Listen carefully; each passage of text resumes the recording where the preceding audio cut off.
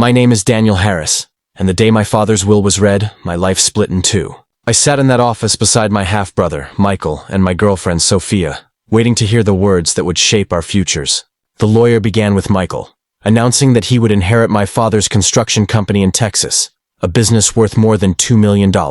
Michael leaned back in his chair with a smug grin, the same one he had worn my entire life, as though fate itself had declared him the chosen son. Then the lawyer turned to me. He adjusted his glasses and said I had been left a cabin in the mountains of Tennessee.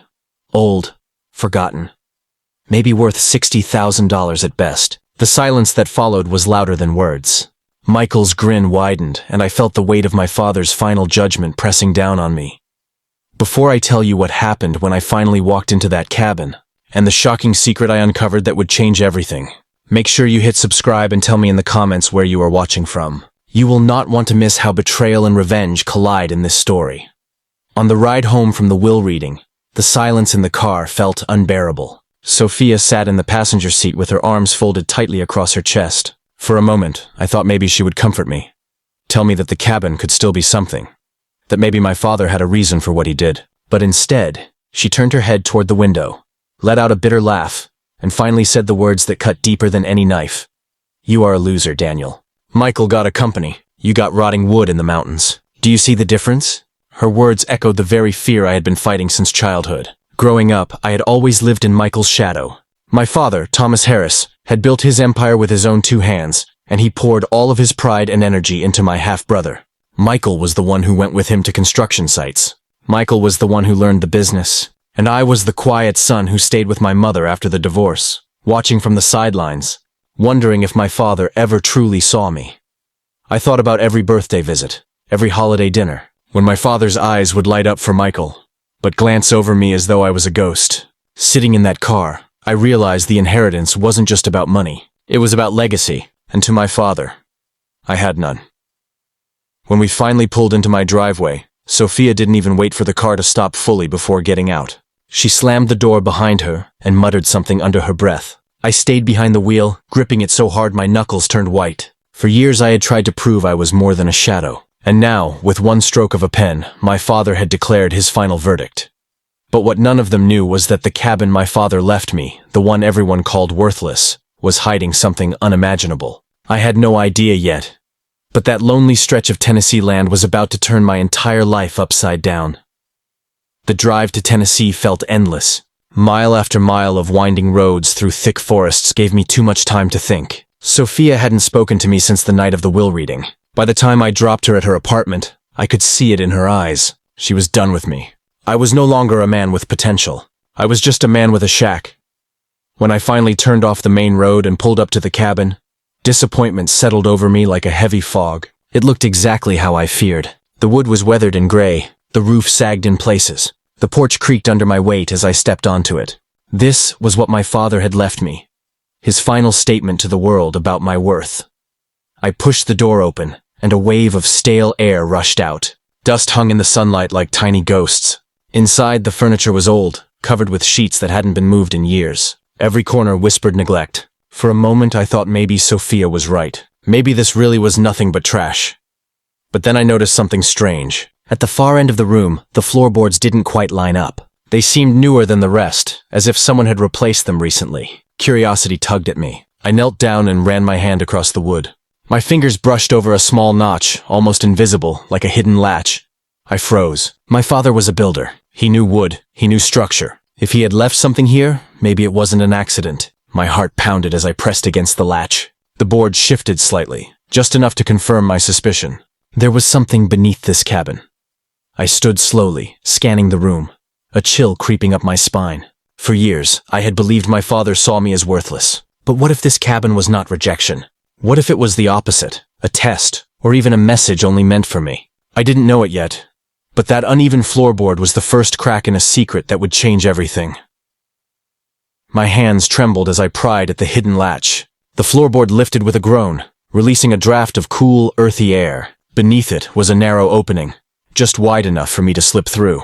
I grabbed a flashlight from my car, heart pounding like a drum in my chest, and lowered myself into the darkness. The space beneath the cabin wasn't a crawl space. It was a staircase, carefully built and descending deep into the ground. Each step creaked beneath my weight, echoing through the silence. At the bottom, I found a heavy metal door set into the stone foundation. My father had built this. He had hidden it. And for some reason, he had left it for me. I fumbled with the handle, half expecting it to be locked, but it turned easily. The door swung open, and the beam of my flashlight revealed a sight that stole the breath from my lungs. Inside was a vault, floor-to-ceiling shelves stacked with sealed boxes, rows of polished metal cases, and filing cabinets stuffed with documents. I pulled one box open and felt my knees weaken. Inside were gold bars, each stamped and gleaming in the light. Another case held stacks of bearer bonds, millions in value. And the documents? Deeds to land, patents, and stock certificates in companies I had never even heard of. I staggered back, my voice shaking in the silence. This is impossible. It wasn't just treasure. It was an empire, hidden beneath a cabin everyone believed was worthless. Tears blurred my vision as the realization hit me. My father had trusted me. Not Michael, not Sophia. Me. The son he never showed pride in. The one who had always been overlooked. He had hidden his true legacy where only I would find it. By the time I added the numbers together, the truth crushed me like a tidal wave. This wasn't $60,000. This was a secret worth $120 million.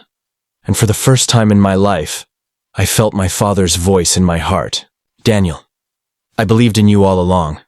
For days, I could barely sleep. I spent hours going through the vault, cataloging everything, trying to wrap my mind around the sheer scale of what my father had left me. Gold, bonds, deeds, stocks, all real, all mine. At first, I thought about keeping it a secret forever, but secrets have a way of slipping out. It started with Sophia. She showed up at my door one evening, her expression suddenly sweet, as if she hadn't called me a loser days earlier. Daniel, she said, her voice soft. I've been thinking. I shouldn't have said those things. Maybe we could go see the cabin together. Start fresh. Her sudden change didn't fool me, but I made the mistake of letting her in, and that was enough. A week later, Michael was standing in the driveway, his arms crossed, his grin sharper than ever. So, he said, looking past me toward the cabin, you found something. You think you can hide it? Dad built that company with me, and everything he owned belongs to me. My stomach tightened. Somehow they knew. Sophia had told him. Michael stepped closer, his tone darker. You're not smart enough to manage whatever you found here. Hand it over, Daniel, before you get yourself hurt. For a moment, I froze. The old me, the shadow of Michael, would have caved, just like always. But this time was different. I had proof. I had my father's vault, his documents, his plans, all signed in my name. Before I tell you what happened when Michael tried to take everything from me, and the final message my father left hidden in that cabin, make sure you hit subscribe and tell me where you're watching from. You will not believe how this story turns when blood, betrayal, and legacy collide. Because my father had left me one last gift, and it would turn the tables forever. Michael's threats didn't shake me. For the first time in my life, I had something solid, something undeniable. I led him into the cabin, down the stairs and into the vault. His eyes went wide as the flashlight beam revealed stacks of gold and rows of documents. That's mine, he whispered, his greed dripping from every word. But I was ready. Among the files, I had found a letter sealed in my father's handwriting. My hands shook as I unfolded it in front of Michael. The words were simple but life-changing. My father wrote that he had built the company for Michael because that was all Michael cared about. But the true legacy, the empire he had quietly built in secret, was for me. He wrote that he left the cabin because he knew I would look deeper, because I had the patience, the heart, and the vision to protect it.